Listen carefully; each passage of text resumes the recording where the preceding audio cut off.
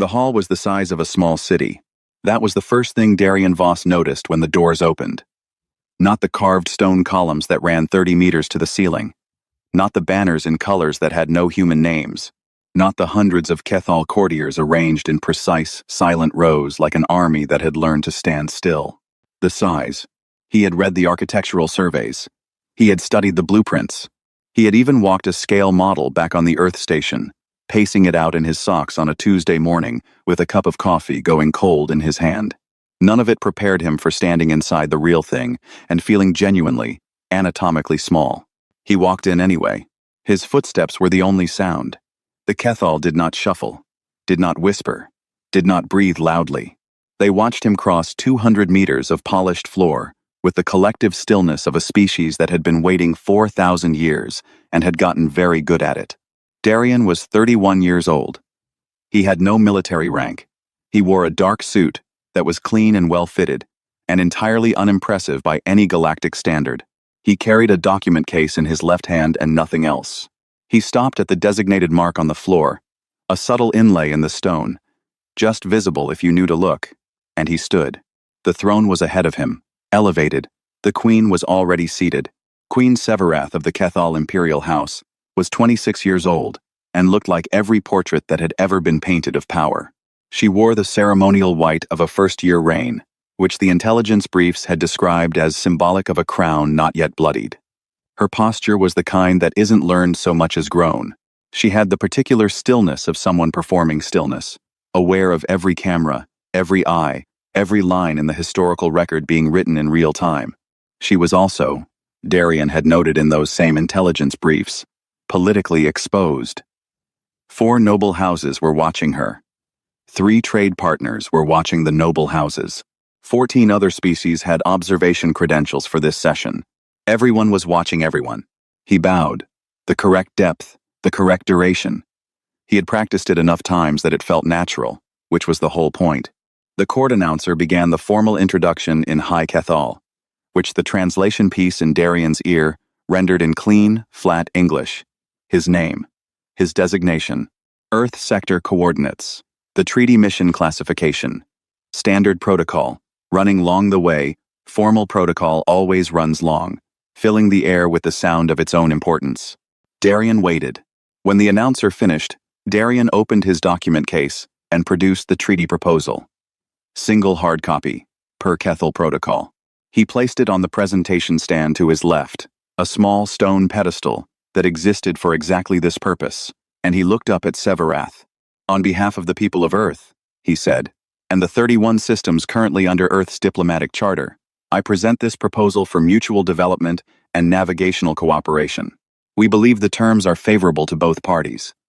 We are prepared to discuss any amendment the Imperial Court wishes to raise. He stopped. His voice had been calm, even, not loud, because the hall's acoustics did the work. There was a beat of silence. Severath let it run longer than protocol required. Darian noticed. He kept his face where it was. When she spoke, it was in the old tongue, not High Kethal, which had translation infrastructure, but the original ceremonial language, the one used for declarations of significance. The one the translation piece in his ear struggled with for exactly 2 seconds before it found the matching lexicon and rendered the words in English, flat and clean and precise. We did not expect a child sent where adults were required. The word she used was times Vethalan. It was in the record before the sound had finished leaving her mouth. Every camera, every observer credential, every official transcript automatically time-stamped and distributed to 14 watching species in real time. She had done it perfectly. Public, permanent, humiliating in the specific way that requires no translation. The tone carries, even when the words don't. The court did not react. The Kethal were too disciplined for that. But he felt it, the way you feel, a temperature change, a collective settling, a satisfaction. She had drawn blood, in front of everyone who mattered. That was what they had come to see. Darian looked at her, not long, not with anger, not with the particular tight expression of a man deciding whether to respond. He looked at her the way a person looks at a road sign, registering, processing, moving on. Then he picked up his document case from the floor beside his foot. He turned. He walked toward the door he had entered through. No statement. No formal closing. No delegation. His two attachés stood near the side wall and exchanged one glance before following, because there was nothing else to do. He left the treaty proposal on the presentation stand. He left the court announcer mid-breath. He left 200 meters of polished floor behind him, and his footsteps were still the only sound, and they did not speed up. The doors opened for him. He walked through. They closed. The silence in the hall after was a different kind of silence than the silence before. Before had been ceremonial. After was the silence of people recalibrating. Severath sat on her throne and felt the shape of her victory. She had won the room. That had been the requirement. The noble houses needed to see her draw a line and enforce it, needed to see that she would not soften for any species that arrived with insufficient gravity. Earth was a minor player, a secondary system. She had said what the court needed to hear her say. She had won. High Arbiter Dorath stood at the edge of the chamber's first tier. He was 73 years old, and had served 3 queens, and outlasted 2 dynasties, and had, in that time, developed an instinct for the specific feeling of a room that had just made a mistake. He watched the doors close behind Darian Voss. He did not move for a long moment. Then he reached into his robe and produced a small recording device and pressed the marker that flagged a timestamp for review. He flagged the moment the ambassador had picked up his case. Not the insult. Not the silence.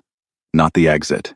The moment he'd picked up his case, because that was when Dorath had realized the case had never been set down with any expectation of it remaining. It had been rested on the floor the way you rest something you know you'll be picking up again shortly. Severath had performed for her court. The ambassador had performed for something else. Dorath was not yet certain what. He intended to find out very quickly, because in 4,000 years of Kethal imperial history, no visiting ambassador had ever simply left, and nothing that had never happened before was ever, in his experience, a small thing. The official Kethal record classified the session as concluded. Not failed. Not interrupted. Concluded. Someone in the court's administrative branch had made that editorial decision within 40 minutes of the doors closing, and Dorath had read the classification and said nothing, because correcting it would require explaining why it was wrong, and explaining that would require admitting what he suspected. He was not ready to do that in writing yet. Severath held her post-session reception as scheduled. The noble houses attended. The right people said the right things. 2 of the 4 House representatives offered quiet congratulations on her handling of the Earth representative, and she accepted them with the measured warmth of someone who had rehearsed measured warmth. The reception ran 2 hours. The food was excellent. By any observable measure, the court had moved on. Dorath stood near the window for most of it, and watched his queen perform, and thought about the document case. The case had been set down, not placed. There was a difference. A man who intends to stay places his materials. A man running a timed sequence sets them down, where he can find them again in under 2 seconds. He had watched ambassadors arrive in this hall for 40 years. He had watched the nervous ones, and the arrogant ones, and the genuinely brilliant ones. He had watched men and women who believed their cause so deeply they shook with it. He had watched a Tharvan delegate spend 6 hours arguing a single clause. He had never watched anyone leave without speaking. The silence was the thing he kept returning to. Not the insult. Insults he understood. They were tools. Severath had used hers correctly for her audience. The silence was the variable he couldn't price. Because silence from a position of weakness was surrender, and everyone would read it that way, and Severath was right to count it as a win. But silence from a position of patience was something else entirely. He left the reception early, which he never did, and went to his office, which had the best information access in the building, and began reading. 43 species had observation credentials for that morning's session. This was standard. The Kethal Imperial Court was, by galactic convention, an open diplomatic forum for registered observers. You filed the credentials, you received the feed, you watched. It was how smaller species stayed informed without requiring physical presence. The Kethal allowed it because it demonstrated reach. An audience was proof of relevance. Dorath pulled the list of who had been watching. Then he pulled the secondary list, who had initiated contact with Earth's diplomatic infrastructure in the 18 hours since the session ended. He laid them next to each other. He counted 11 names on both lists. 11 species who had watched the session and then, within hours, made contact with Earth's secondary missions, Earth's liaison offices, or Earth's trade registration bureaus. Not dramatic contacts. Not urgent ones. Small things meeting requests. Clarification queries on existing agreements. One species asking about updated navigational relay documentation that they had technically already received 6 months ago. Small things. The kind of small things you do when you want to establish that a line of communication is open without committing to why. He sat with this for a long time. Then he pulled up the file on Earth's infrastructure holdings. The full file, not the diplomatic summary, but the raw technical registry maintained by the sector's navigation authority. Earth controlled the relay architecture across 6 sectors. Physical relay stations, most of them unmanned, scattered across transit corridors that every species in this region used to move ships, send communications, and coordinate trade schedules. Earth had built them quietly over 30 years, during a period when everyone else was focused on military expansion and territorial claims, and the kind of dramatic galactic politics that got recorded in history books. Earth had built infrastructure instead. It was not glamorous. It was not the kind of thing you wrote songs about. It was pipes and signal boosters and maintenance contracts, and the specific unglamorous competence of a species that had decided, at some point, to be useful rather than impressive. The relay network was not a weapon. It was not a threat. It was just present, woven into the way things worked. The way a road is not a weapon until someone closes it. Dorath set the file down. He understood now what 11 species understood. They had watched a man get publicly dismissed by the Kethal Crown, walk out without a word, and return to a station from which he managed the navigational infrastructure their ships depended on. They were not contacting Earth because they felt sorry for the ambassador. They were contacting Earth because they were suddenly, sharply aware that Earth could afford to be insulted. Species that could afford to be insulted were not minor players. On the Earth station, Darian slept 8 hours. He woke up, made coffee, real coffee, from actual beans, one of approximately 11 luxuries he traveled with, and sat at his desk and read for 2 hours. Not diplomatic files. A book. A history of water infrastructure in ancient human civilizations, which he found genuinely interesting in ways he had stopped trying to explain to people. His communications queue had 43 messages. He answered 4 of them. The 4 were administrative supply scheduling, a report from his attaché about the return of the treaty documents, which had been formally couriered back to the station by a junior Kethal functionary with no accompanying note, and 1 message from Earth's Foreign Affairs Department asking for a preliminary status update. He replied to that last one in 2 sentences. Session concluded without agreement. Monitoring developments. He did not reply to the 11 discrete inquiries from other species. Not yet. Not because he was angry or calculating a dramatic pause. He simply had nothing to say yet. Silence as a response was only meaningful when the other party was uncertain what it meant. 11 species reaching out quietly meant they were already drawing their own conclusions. Adding words would only reduce the signal. He read another chapter about aqueducts. By the end of the 2nd day, the number was 17. Dorath put the list in front of Severath at her morning briefing. She looked at it. Her face did not change in any way that a stranger would notice. Dorath had watched her face for 2 years, and he noticed. These are all observation credential holders, she said. Yes. They contacted Earth, informally. All within 48 hours of our session. She set the list down on the table between them. Her hand stayed on it for a moment, fingers flat against the paper. What are they asking Earth for? Nothing specific, Dorath said. That is the detail I would ask you to sit with, Majesty. None of them are asking for anything specific. They are simply making contact. She looked at him. He looked back. He planned this, she said. It was not quite a question. Dorath thought about the document case, resting on the floor, held at a pickup angle. I think, he said carefully, that he prepared for it. The distinction sat in the air between them. Severath looked at the list again. 17 species. All of them watching. All of them now, quietly, in conversation with a man who was reading a book on a station 3 hours away and had not said a single word in public since walking out of her hall. Outside the window, the city moved. Ships came and went in the upper atmosphere. Trade traffic, mostly. running along the navigational relay corridors that kept the sector functioning. She did not look at the ships, but she was aware of them in a way she had not been 48 hours ago. Something had changed. She was not yet certain how much. The functionary's name was Avin Sell. He was 24 years old, junior enough to be deniable, senior enough to be credible, and he had been chosen for exactly that balance. He had received his instructions from Dorath directly, which was itself an unusual thing. Most functionaries at his level received instructions from their department heads. Being spoken to by the High Arbiter personally had made his hands cold for approximately 6 hours. The instructions were simple. Travel to the Earth Station.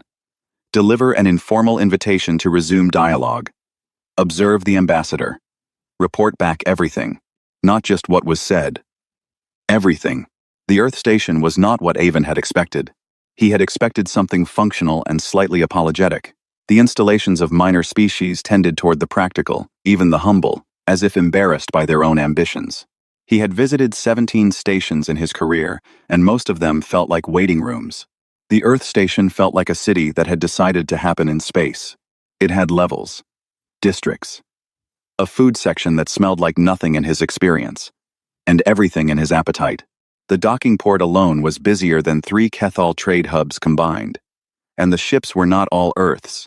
He counted 9 different species vessels in the first bay alone, being loaded and unloaded with the comfortable rhythm of somewhere that people came to regularly because they had found it reliably useful. He delivered his request through the standard liaison channel. Within 2 hours, he received a response. The ambassador would see him. Darian Voss met him in a small room off the station's main diplomatic corridor. Not an office, a sitting room. There were 2 chairs, and a low table, and a window that looked out over the docking bays. The light was warm. The room was quiet. The tea was on the table when Avon arrived. Kethal tea. The real kind, the slow-brewed Highland variety, that took 6 months to import because the leaf had to travel cold and in sealed containers. And most shipping companies didn't bother because the margin was too thin. It was in a plain pot. 2 plain cups. Avon sat down. Darian sat across from him and poured both cups and said nothing, because there was nothing yet that needed saying. Avon delivered the invitation, formal in its phrasing, informal in its channel, an acknowledgement that the court wished to revisit the earlier session and explore whether conditions existed for a renewed dialogue. He used the precise language Dorath had given him. He delivered it without flinching, because he was good at his job. Darian listened to all of it. He drank his tea. Avon noticed he drank it the Kethal way, no additions, cooled to the right temperature, both hands on the cup, not performed. Just how he drank it. When the invitation was finished, Darian set his cup down gently and said, "Please thank High Arbiter Dorath for the care he took with this. Not the Queen. Dorath." Avon filed that away. "Earth is grateful for the gesture," Darian continued. "Unfortunately, I'm not in a position to accept at this time. Not times unable. Not times restricted. Not in a position." The construction placed the limitation inside himself. A choice, not a constraint. "May I ask," Avon said carefully, "if there is a condition under which Earth would consider returning to dialogue?" Darian looked at him. His eyes were the color of something that had been dark once and settled into gray. "The proposal I presented is still the proposal," he said. "It hasn't changed. When the court is ready to discuss it, we're ready to discuss it. The same document, the same terms. Nothing added, nothing removed, nothing punitive layered on top." Avon had expected anger, or leverage, or a counter-demand. He had prepared for those things. He had no framework for the original offer sitting completely unchanged on the table, as if the last week had simply not occurred. "I'll also mention," Darian said, still in the same even voice, "the same way you mention a thing when handing someone a coat, that Earth has entered preliminary discussions with the Tharvan Consortium regarding the navigational relay contracts currently held under Kethal preference pricing." Avon's training kept his face where it was. The relay contracts. The Kethal preference pricing was a legacy arrangement. Kethal ships used Earth's relay network at a significant discount, formalized in an agreement signed 19 years ago, when Earth's infrastructure was new and the Kethal's credentialing was worth more than the fee. It had been, for 19 years, invisible. The kind of line item that nobody looked at because the system worked and there was no reason to look. The Tharvan Consortium was the second largest shipping operation in the sector. They had been in a quiet territorial dispute with the Kethal for 11 years. If they absorbed the relay contracts, preliminary discussions, Darian said again, softly, the way you clarify something you don't want misunderstood. Nothing is finalized. Nothing is finalized. The two most expensive words Avon had ever heard. He sat with them for a moment. I understand, he said. Because what else was there to say? Darian nodded. He refilled Avon's cup without asking. They sat for a few minutes more. They talked about the station, its history, its construction, a particular engineering problem in the third docking bay that had taken 2 years to solve. Darian was genuinely interested in the engineering problem. He asked 2 follow-up questions that suggested he understood the mechanics. He was not performing warmth. He was just warm. That was the unsettling part. Avon left with a full transcript in his recorder, and a taste of Kethal tea in his mouth, and the specific feeling of a man who had gone somewhere, expecting to deliver a message, and had instead received one. Dorath read the transcript 3 times. Then he went to Severath.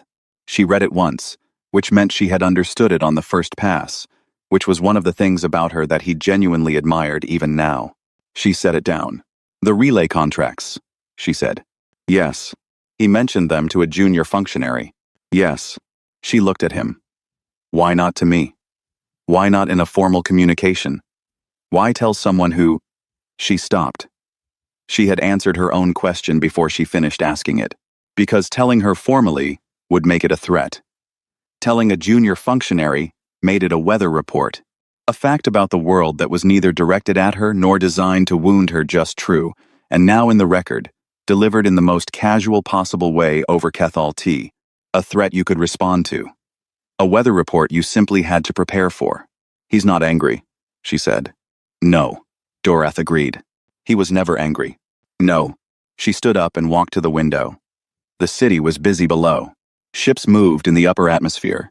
Trade traffic, relay traffic, the constant movement of a civilization that ran on infrastructure it did not own.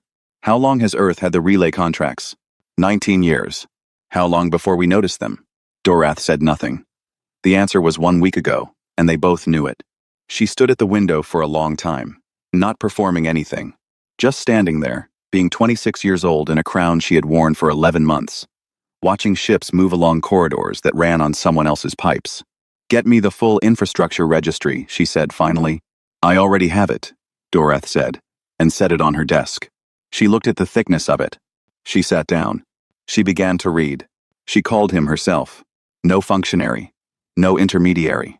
No layer of deniable protocol between the request and the person making it. Severath opened a direct encrypted channel to the Earth station and sent a personal connection request under her own credentials, which, in the history of the Kethal Imperial Crown, had never once been done for a diplomat of any rank, let alone one who had walked out of her hall. Dorath, when she told him, went very quiet. Is that a mistake? She asked. It is a statement, he said. Make sure you intend the one you're making. She sent it anyway. Darian accepted within the hour. He appeared on screen in the same dark suit. Or possibly a different one, they were all the same, which she was beginning to understand was a choice. He was at his desk. Behind him was a bookshelf, with the kind of organized disorder that meant someone actually used it. There was a cup of something at his elbow. He looked like a man who had been working and had simply stopped to take a call. Ambassador, she said. Your Majesty, he said. The titles sat there for a moment. Then she moved past them. I read the infrastructure registry. It's thorough, he said. It took me 4 days. He didn't say anything to that. He didn't perform modesty or satisfaction. He just waited to hear what she had concluded. She had concluded quite a lot.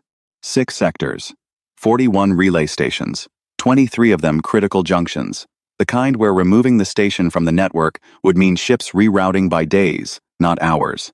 Communication infrastructure, threading through every trade corridor that mattered. Maintenance contracts held under Earth authorization. Upgrade schedules managed by Earth's technical teams. The entire invisible skeleton of how this region of space functioned, day to day, ship to ship, and Earth had built it in 30 years. Quietly, practically. While everyone else was arguing about borders. I want to ask you something, she said, and I want you to answer it plainly. I'll try. What do you actually want? He looked at her, not guarded thinking. The look of a man checking that the answer in his head matches the one he intends to say. The same thing I came to discuss 3 weeks ago, he said. The treaty as written. Mutual development rights in the secondary corridor systems. Navigational cooperation agreements. Formalized rate structures for the relay contracts rather than the legacy pricing arrangement. He paused. Standard partnership terms between two civilizations that are going to be neighbors for a long time. She let the silence sit. That's it? That's it. Nothing additional. Nothing punitive. No revised terms accounting for. She didn't finish the sentence. For the insult? He said. The word in the room, plain and flat. Yes, she said. He picked up his cup and drank from it and set it back down. No. The terms haven't changed. They were fair before. They're fair now. She looked at him for a long moment. She had been trying since the day he left her hall to find the anger. She was good at reading anger. It was the thing underneath most diplomatic behavior, the engine behind positions and demands, and the specific pride-shaped weight that made negotiations run long. She had spent 11 months on the throne learning to read it in every species she dealt with. She could not find it in him. That's what I don't understand, she said. What? You're not angry. No. You should be. Should I? He tilted his head slightly. Not challenging. Genuinely curious about her reasoning. I insulted you in front of 43 species. On the record. In the old tongue. You're a diplomat. Your reputation is currency. I spent it in public. You did, he agreed. And you're sitting there telling me the original offer still stands? It does. Why? He was quiet for a moment. Not deflecting, actually considering how to say the next thing accurately. Because the offer was never about my feelings, he said. It was about the relay network, and the corridor development, and what kind of working relationship Earth and the Kethal have for the next 100 years.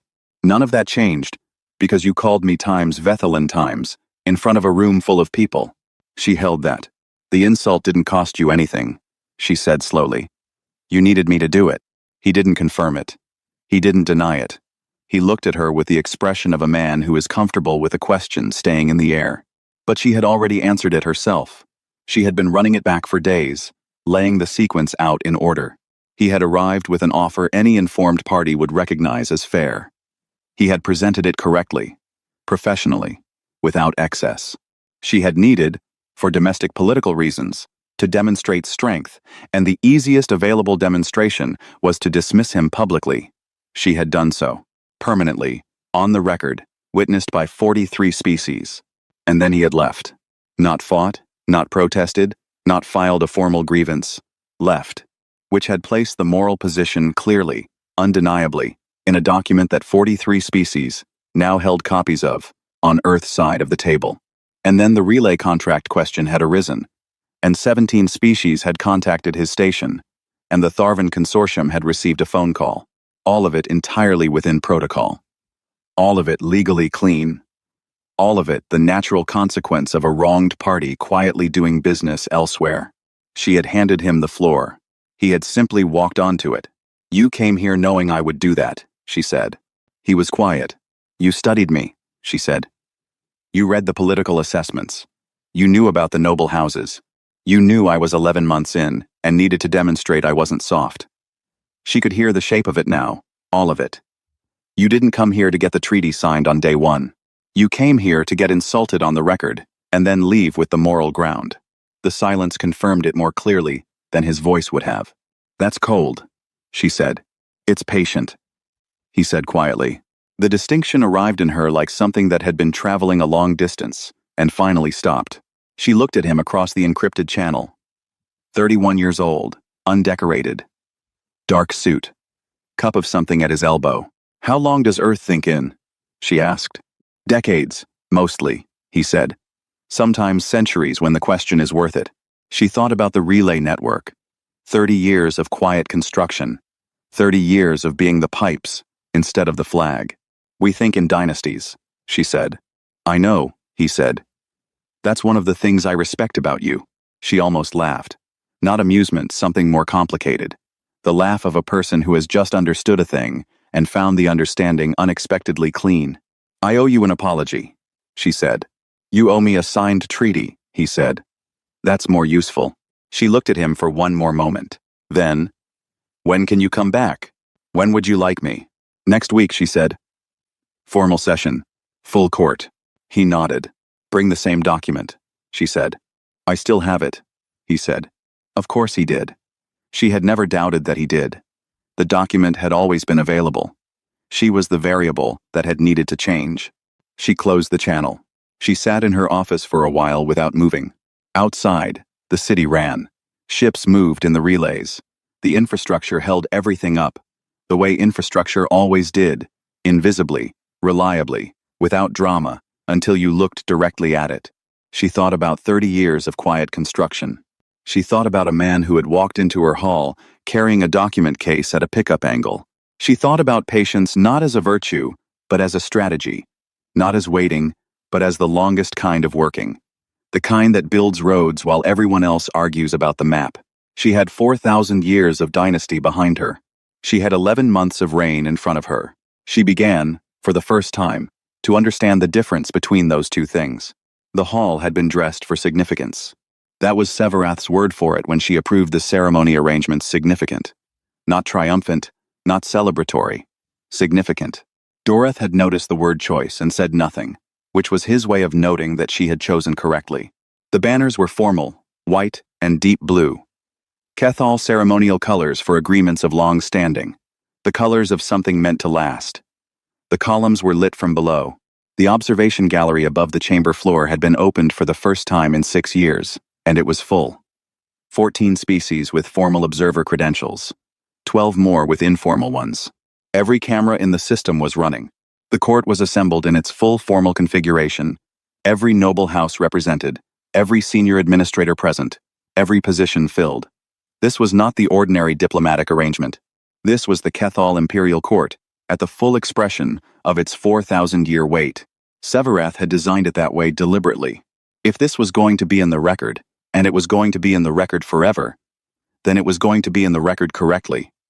No minimizing. No quietly signed in a side office arrangement that let everyone pretend the last 3 weeks had been a minor procedural delay. The full court. The full record. The full weight of the thing placed exactly where it belonged. Dorothy had asked her, the night before, if she was certain. She had said yes. He had nodded and gone to arrange the banners. Darien arrived on time. Not early. Not late. On time. To the minute. Which in Kethal protocol was its own statement. It meant you respected the occasion without requiring it to accommodate you. He wore the same dark suit. Or the same kind. It had never mattered, and still didn't. He had one attaché with him. One. The first session he had arrived with 2, and a full documentation team. Today he had 1 person carrying 1 case, and the reduction was noticed by everyone in the room who understood how these things worked. He did not need the backup. He already knew what was going to happen. He crossed the floor. The footsteps again, the same floor, the same distance, the same acoustics carrying the sound of a single person walking through a civilization's worth of silence. 200 meters. He had walked it once before and kept walking out the other side. He walked it now and stopped at the mark. He looked up. Severath was on the throne. Same posture. Same stillness. But she was wearing the court's deep blue alongside the ceremonial white, now white and blue together. The first-year queen stepping into the colors of permanence. Dorothy had told her it was premature by traditional protocol. She had told him to order the blue anyway. They looked at each other across the hall. No insult this time. No performance for the noble houses. The noble houses were here to watch something else entirely now, and they knew it. The court announcer began the formal opening. It ran its usual length, filling the air with the sound of its own importance, and this time Darien let it settle over him without measuring it. He had time. He had always had time.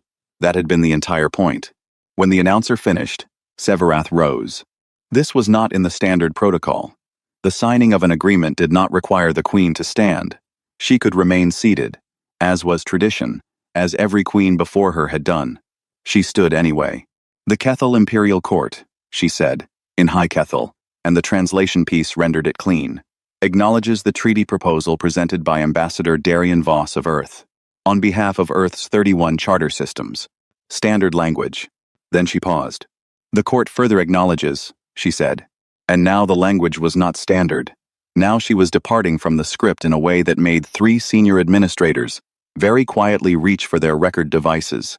That at the previous session, Earth's representative conducted himself with Time's Vethokara. The word landed. Vethokara, the old tongue. The same register she had used 3 weeks ago to deliver the insult. The same ceremonial weight. The same recorded permanence. Now running in the opposite direction. It meant, roughly translated, one who carries weight in stillness. It was the highest honorific in the Kethal protocol language. It had been given 9 times in 400 years. It was not given lightly. It was not given performatively. It was given when the record demanded it, when something had occurred that the record would hold regardless. And the only question was whether the Kethal crown would acknowledge it, or let the history stand as an omission. She was not giving it because she wanted to. She was giving it because it was true, and she had decided, somewhere in the 4 days she spent reading the infrastructure registry, that truth in the record was worth more than comfort in the moment. Several things happened simultaneously in the observation gallery above. 14 species representatives began writing very quickly. Darian bowed. The correct depth, the correct duration, the same bow he had offered at the start of the first session, unchanged, as if the weeks between had not occurred. The signing took 11 minutes. Both copies. Both seals. Every clause initialed. Every schedule attached. The treaty, as written, the same document that had sat on the presentation, stand for 45 seconds, 3 weeks ago, before he picked up his case. Not one word changed. The relay contracts, formalized. The corridor development rights, established. The preference pricing, restructured into a fair bilateral rate. Standard partnership terms. The kind that compounded quietly over decades into something neither party would want to unwind. The Tharvan Consortium would not be receiving the relay contracts. That conversation had never been finalized. It had only ever needed to be started. When the signing was done, the court moved through its closing ceremony. The formal witness statements, the record sealing, the announcement protocols. All of it ran correctly. All of it was correct.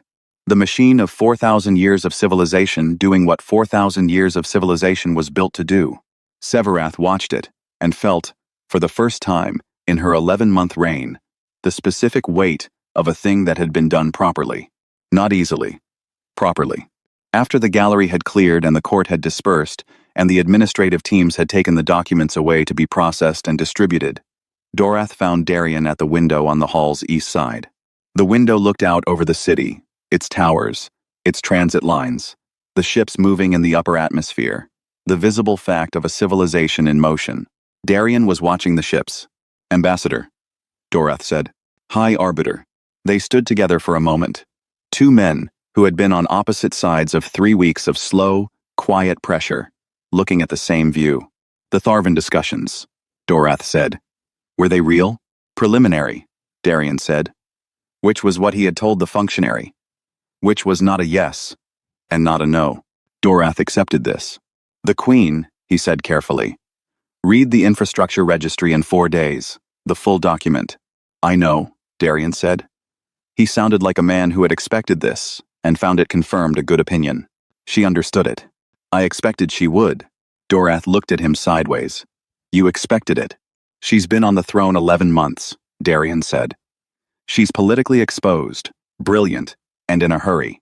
That's a combination that makes mistakes in the short run and learns from them faster than anyone else. I wouldn't have brought the offer here if I thought she wasn't capable of getting to yes." Dorath was quiet for a moment. "You needed her to insult you," he said. It was not quite a question. He had been turning it over since the day the doors closed. He was certain now. Darian drank his tea. He had, somehow, a cup again. Dorath was no longer surprised by this and said nothing, which was its own answer. "Was any of it personal?" Dorath asked. "Any part of it?" Darian considered this with genuine care, the way he considered most things. "The tea," he said finally. "The tea was personal. I genuinely like Kethal tea." Dorath looked at him. Then, for the first time in the presence of a foreign diplomat in 40 years of service, he laughed. A short, dry, real thing that surprised him slightly on the way out. Darian smiled. Not large, just present. Outside, the ships moved along the relay corridors.